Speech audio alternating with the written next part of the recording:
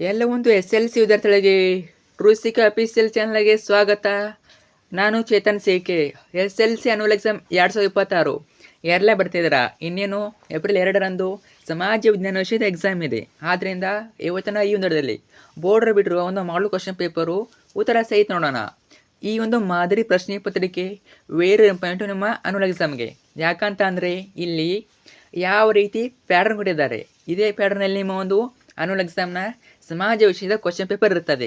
ಅಷ್ಟೇ ಅಲ್ಲದೆ ನೀವು ಅನ್ಕೊಂಡಿದ್ದೀರಾ ಇವೇನು ಮಾಡಲ್ ಪೇಪರ್ಸು ಯೂಸ್ ಇಲ್ಲ ಅಂತ. ಆ ರೀತಿ ಇಲ್ಲ, ತುಂಬ ಪ್ರಶ್ನೆ ರಿಪೀಟ್ ಆಗ್ತವೆ. ಚೆನ್ನಾಗಿ ಓದ್ಕೊಂಡೋಗಿ, ರಿಪೀಟ್ ಆಗ್ತವೆ, ಅದರಿಂದ ಓದ್ಕೊಂಡು ಹೋಗಲೇಬೇಕು. ಎಲ್ಲ ಕ್ವಶನ್ ಇಂಪಾರ್ಟೆಂಟು. ಸಂಪೂರ್ಣ ಕ್ವಶನ್ ಪೇಪರು ಉತ್ತರ ಸಹಿತ ಕೊಡ್ತೀನಿ, ಕೊನೆವರೆಗೆ ನೋಡಿ. ನಿಮಗೆ ಎಕ್ಸಾಮಿಗೆ ತುಂಬಾ ಯೂಸ್ಫುಲ್ಲು.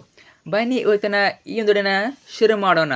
ಅದಕ್ಕಿಂತ ಮುಂಚೆ ಯಾರೆಲ್ಲ ಫಸ್ಟ್ ಟೈಮ್ ನಮ್ಮೊಂದು ಚಾನಲ್ ನೋಡ್ತಾ ಇದ್ದೀರಾ ಅಥವಾ ಚಾನಲ್ನ ಇನ್ನೂ ಕೂಡ ಯಾರೋ ಸಬ್ಸ್ಕ್ರೈಬ್ ಮಾಡ್ಕೊಂಡಿಲ್ಲ, ತಪ್ಪದಿಗೆಲ್ಲೇ ಚಾನಲ್ನ ಸಬ್ಸ್ಕ್ರೈಬ್ ಮಾಡ್ಕೊಳ್ಳಿ. ಯಾಕಂತ ಅಂದರೆ ಇದೇ ರೀತಿ ನಿಮಗೆ ನಿಮ್ಮೊಂದು SL ಚಾನಲ್ ಮುಗಿದ ಮೇಲೆ, ಎಕ್ಸಾಮ್ ಮುಗಿದ ಮೇಲೆ ನಿಮ್ಮ ರಿಸಲ್ಟ್ ಆಗಿರ್ಬೋದು ಮತ್ತು ಸ್ಕಾಲರ್ಶಿಪ್ ಆಗಿರ್ಬೋದು ಎಲ್ಲವನ್ನ ಇದೊಂದು ಚಾನಲ್ ಹಾಕ್ತೀವಿ. ಅವೆಲ್ಲ ಬೇಕು ಅಂತ ಅನ್ನೋರು ಈಗಲೇ ಚಾನಲ್ನ ಸಬ್ಸ್ಕ್ರೈಬ್ ಮಾಡ್ಕೊಳ್ಳಿ, ಕಡ್ಡಾಯ ಮಾಡ್ಕೊಳ್ಳಿ. ನೀವು ಮಾಡ್ಕೊಂಡ್ರೆ ಮಾತ್ರ ನಮ್ಮ ಎಲ್ಲ ವಿಡಿಯೋ ಸಿಗ್ತವೆ. ಮಾಡಿದಾರಾ? ಜೊತೆಗೆ ವಿಡಿಯೋನ ಲೈಕ್ ಮಾಡಿಬಿಟ್ಟು ಎಲ್ಲ ಫ್ರೆಂಡ್ಸ್ ಶೇರ್ ಮಾಡಿ. ಯಾರೆಲ್ಲ ಫ್ರೆಂಡ್ಸ್ ಇದ್ದಾರೆ ನಮಗೆ 10th ಅವರು ಶೇರ್ ಮಾಡಿ, ಅವ್ರಿಗೂ ಹೆಲ್ಪ್ ಮಾಡಿ. ಓಕೆ, ಬನ್ನಿ ಇವತ್ತಿನ ಈ ಒಂದು ವಿಡಿಯೋನ ಶುರು ಮಾಡ. ಅದಕ್ಕಿಂತ ಮುಂಚೆ ಇನ್ನೊಂದು ಅಪ್ಡೇಟ್ ನಿಮಗೆ. ಈಗಲೇ ಚಾನಲ್ ನಿಮಗೆ ಸಮಾಜ ವಿಜ್ಞಾನ ವಿಷಯದ ಮೇಲೆ ಒಂದು 40+ ಅಂಕಗಳ ಪಾಸಿಂಗ್ ಪ್ಯಾಕೇಜ್ ಹಾಕಿದ್ದೇನೆ. ಅದನ್ನ ಓದ್ಕೊಳ್ಳಿ ಆರಾಮಾಗಿ.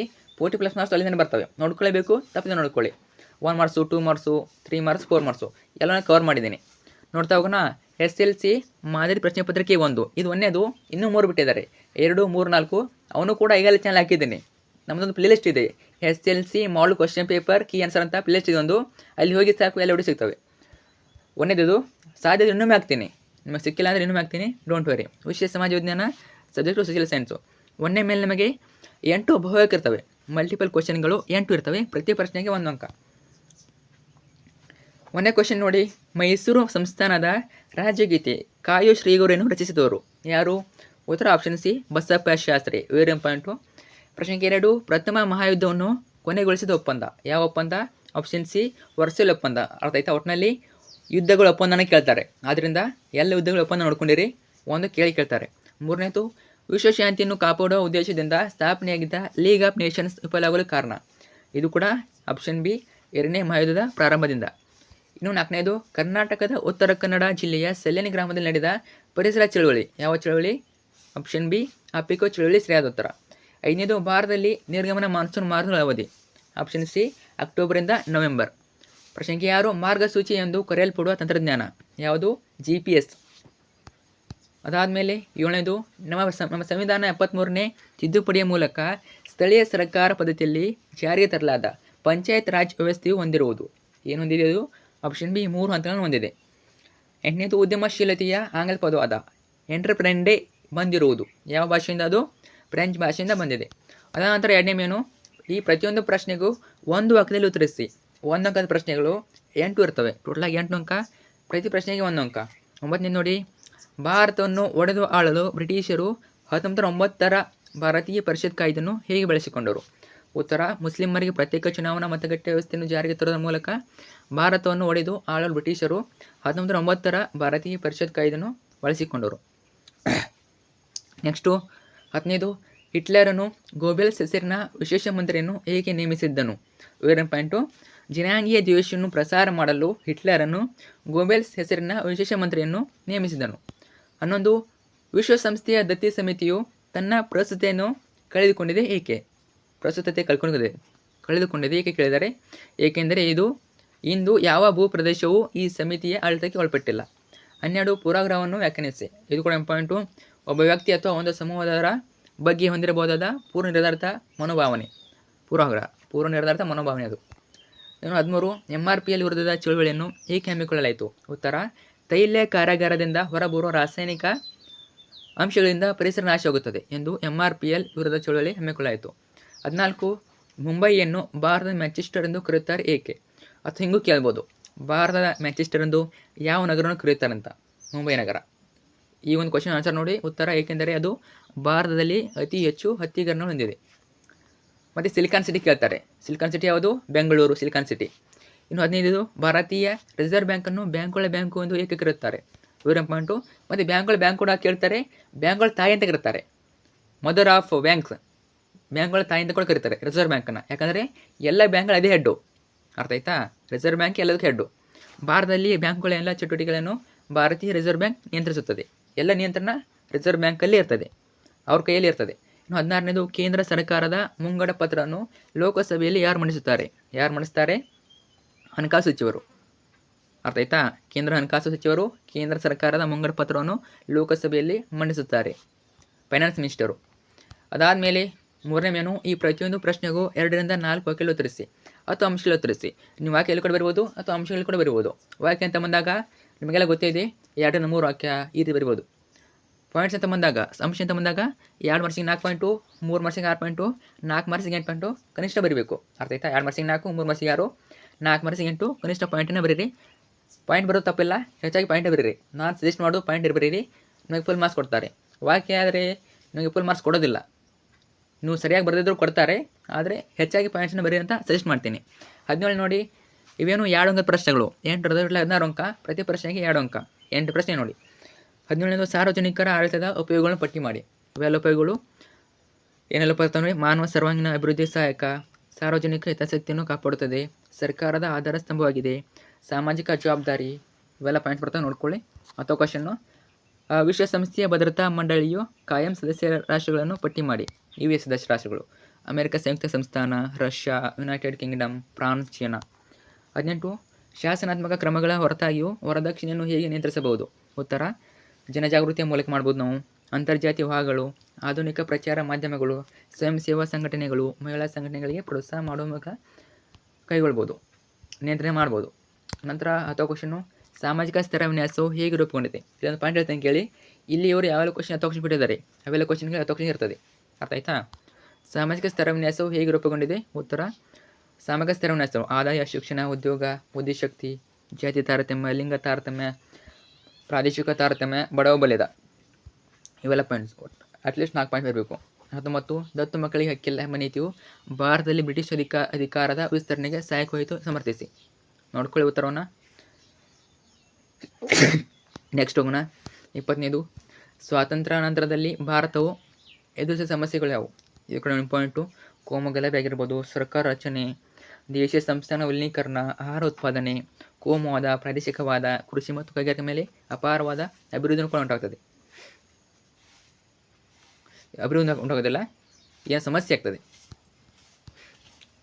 ಅನಕ್ಷರತೆ, ಬಡತನ, ಇವೆ ಎಲ್ಲ ಪಾಯಿಂಟ್ಸ್ ಮೇಲೆ ಇರ್ತವೆ. ಸೊ ವ್ಯತ್ಯಾಸ ಇರೋದಿಲ್ಲ ಅಷ್ಟೊಂದು, ರಿಪೀಟ್ ಆಗ್ತಾ ಕ್ವಶನ್ಗಳು, ಅರ್ಥ ಆಯ್ತಾ? ಮಳೆ ನೀರು ಕೊಯ್ಲಿನ ವಿಧಗಳಾವು?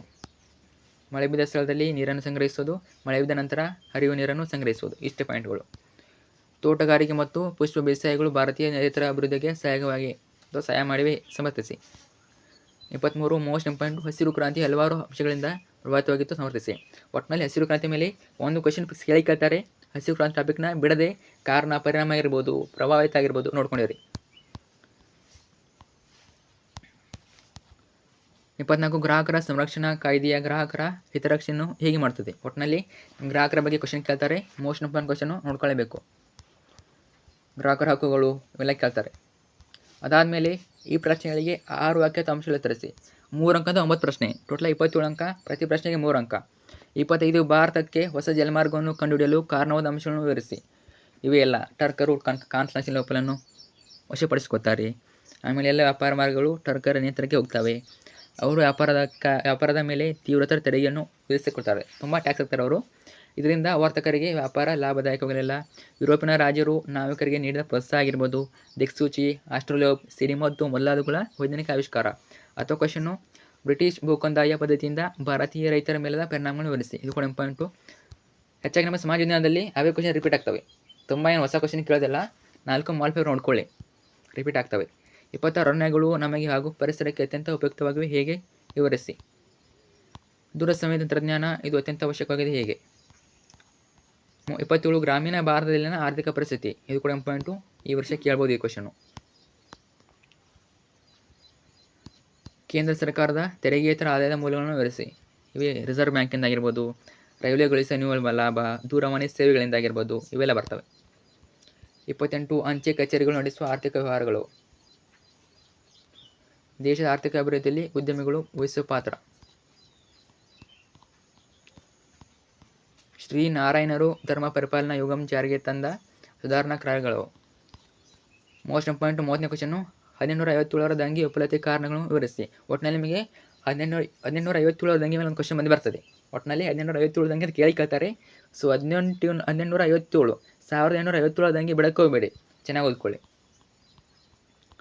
ಭಾರತ ಸರ್ಕಾರ ಭಯೋತ್ಪಾದನೆಯನ್ನು ಸವಾಲಾಗಿ ಏನಿದು ವೆರಿ ಇಂಪಾರ್ಟೆಂಟ್ ಕ್ವಶನ್ ಇದು. ಭಯೋತ್ಪಾದನೆ ಅಂತ ಬಂದ ಮೇಲೆ ಈ ಕ್ವಶನ್ ಹಾಕ್ತಾರೆ, ಅರ್ಥ ಆಯ್ತಾ?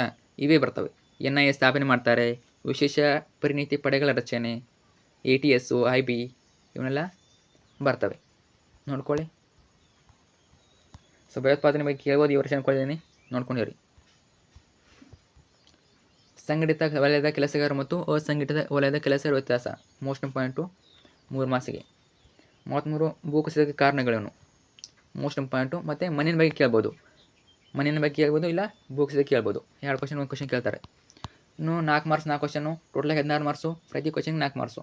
34 ಭಾರತದ ಸ್ವಾತಂತ್ರ್ಯ ಹೋರಾಟದಲ್ಲಿ ಬುಡಕಟ್ಟು ದಂಗೆಗಳ ಪಾತ್ರವನ್ನು ವಿವರಿಸಿ. ಬುಡಕಟ್ಟು ದಂಗೆಗಳ ಪಾತ್ರ ಅಥವಾ ದಯಾನಂದ ಸರಸ್ವತಿ ಅವರ ಕೊಡುಗೆಗಳನ್ನು ವಿವರಿಸಿ.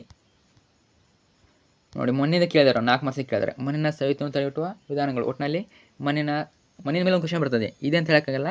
ಅದರಲ್ಲಿ ಮೋಸ್ಟ್ ಇಂಪಾರ್ಟೆಂಟು ಸವೆತವನ್ನು ನೋಡ್ಕೊಳ್ಳಿ. ಅಥವಾ ಕ್ವಶನು ಕೈಗಾರಿಕರಣ ಸ್ಥಾನಿಕರದ ಮೇಲೆ ಪ್ರಭಾವ ಬೀರುವ ಅಂಶಗಳು. ಇದು ಕೂಡ ಇಂಪಾರ್ಟೆಂಟು, ಕೈಗಾರಿಕರ ಸ್ಥಾನಿಕರ ಮೇಲೆ ಪ್ರಭಾವ ಬೀರುವ ಅಂಶಗಳು. ಅದಾದಮೇಲೆ 36 ನಾಲ್ವಡಿ ಕೃಷ್ಣರಾಜ ಒಡೆಯರ ಸಾಧನೆ ವಿವರಿಸಿ. ಮೋಸ್ಟ್ ಇಂಪಾರ್ಟೆಂಟು ಕೇಳ್ತಾರೆ, ನಾಲ್ವಡಿ ಕೃಷ್ಣರಾಜ ಒಡೆಯರ ಸಾಧನೆಗಳು, ಅವರ ಬಗ್ಗೆ ನೋಡ್ಕೊಂಡಿರಿ.